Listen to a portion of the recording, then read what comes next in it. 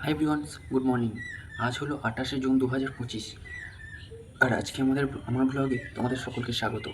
আর আজকে কথা বলবো শ্রীমদ্ ভগবদ্ গীতায় শ্রীকৃষ্ণের কিছু গুরুত্বপূর্ণ বাণী সম্পর্কে। শ্রীকৃষ্ণ বলেছেন, যখন যেটা আমাদের হাতে নিয়ন্ত্রণ করার ক্ষমতা নেই, অর্থাৎ যেটা আমরা নিয়ন্ত্রণ করতে পারবো না, সেটা নিয়ে আমাদের খুব বেশি না ভাবাটাই ভালো। ভগবানের হাতে ছেড়ে দিন, সময়ের হাতে ছেড়ে দিন। নম্বর হচ্ছে, একটা কথা আমাদের মনকে স্মরণ করিয়ে রাখতে হবে যে দুঃখ চিরকাল থাকে না। দুঃখের পর সুখের দিন ঠিক আসবেই।